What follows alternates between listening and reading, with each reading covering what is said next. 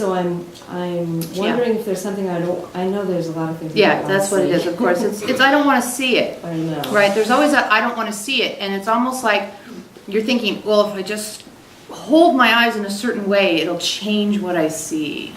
Because what's happening is you're making a lot of changes in your life, as you've explained and as we've observed. And all these changes you're making in your life are causing you to have a different outlook on your journey, a different outlook on your friends, a different outlook on your family, a different outlook on your house and home and job and you name it. When you look at the world, it looks different. And keeping up with your relationship to the changing world you walk in is what we see you having a hard time with. Like you've made peace with it within yourself, the monk in the cave. But as you try to, mostly, yeah. right? Mostly, Yeah. Not every time, but mostly. And then as you try to walk that into the world, that's when you find yourself feeling like, I don't want to see what I see. Because what we get a sense of is as you take this new you into the world, you have to make such changed relationships to nearly everything you see that you kind of are getting exhausted by, oh, there's another thing I have to do a change to. There's another thing I have to handle differently. There's another thing I feel differently about. And you're holding tension because it's almost like you're trying to insert kind of like like blinders somehow between you and what you see. Yeah.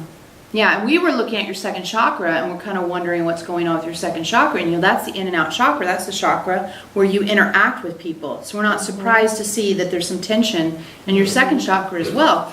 It's basically what you're telling us is, I'm kind of having a hard time interacting with people. Yeah, well, I pulled myself way back because I wanted to make a lot of big changes. And now it feels like time that I'm stepping out a whole lot more back into the same world where I was. Part of me wants to just go move somewhere totally different and have all new people so that I can be different. Yeah, I know that opportunity is not presenting itself smoothly and easily, so obviously it's not the one I'm going to take. So let's talk about that for a minute, okay? So that's the temptation. That's the it has happened in our circle before where people will say, I think I need to move. And it's not necessarily move house. It's they're wanting change so much and transformation that the only box they have in them for that urge is the box that somehow gets checked off when you move your house. So what we a lot of times say to people, I did that one. Yeah. So what we say a lot of times to people is this idea of the mad scientist tool, right? This comes up a lot around people who say, I'm sick of my job. And we always say, before you quit your job, unless it's abusive, right, do the mad scientist tool, which means let the person you know yourself to be at that job instead of the person you used to be and or the person who you think you have to be. Because if you're ready to quit anyway, you may as well do a little wiggle and see what happens. That's what we would like to see you do before you run away from all these relationships, is mad scientist them a little bit and show up in this new way and say, this is who I am. And it's so amazing because people will shift and you'll watch them shift. You'll see them shift. They do. I've seen it. Yeah. And then what you have to do is then it's that balancing act. We're just seeing you. You know, there's that exercise thing where it's a flat thing and then there's a ball underneath and you stand on it to kind of work out whatever part of you thinks it's fat or whatever. So we see you like that. You get balanced and then you start to interact with someone and then you do mad scientist and it starts to tip and turn and then you think, I got to get the hell out of here, instead of saying, I need to come back into balance within myself in the new dynamic. Yeah. And that's the part you're on. Tricky.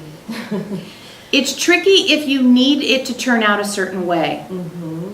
If you're willing to be in your truth and what is true now, it's not as tricky. It's getting caught up. It's going back to the old job version of you. It's like, I'm going to be the new mad scientist version of me until someone has a reaction to me. And then I want to scuttle back to my old scientist version of me. That's the moment where you abide in the discomfort. You hold. They do have reactions. Well, a lot of people are really set in how they want to react to you and interact with you.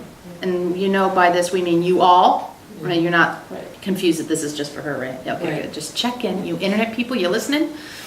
Yeah. So it's monk in the cave, ha ha ha ha ha, I'm the monk in the cave, woohoo. We're not impressed by the monk in the cave. Monk in the marketplace, what is true now, what is true now, this is my first choice, walking in the world. People go, what? And you go, okay, mad scientist, which means I'm going to keep showing up as my truth. And they go, what, louder? Or they start to change. And either one of those creates discomfort in you. Because when somebody all of a sudden starts behaving completely differently, that's going to throw you too. That's survival instinct stuff. Because if your tribe member all of a sudden starts acting crazy, he might be an enemy now. See, so when people change radically, survival instinct gets stirred up.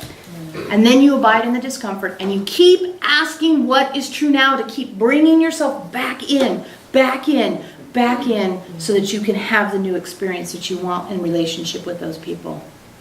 Yeah, okay, I'll practice. That's what it is. Yeah.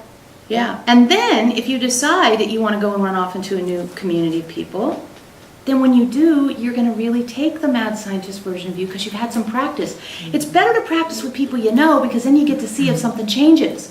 If you run off to new people and you're like, hi, I'm my brand new shiny self, and then they have reactions that you can't interpret well, it's like going to a town and speaking a completely different language and trying to get nuance. With these people, they may drive you slightly crazy, but at least you know what their nuances are. Very well. Yes. Exactly. Yeah. Yeah. All right then. All right. You got it. Thanks. Yeah. Who's next?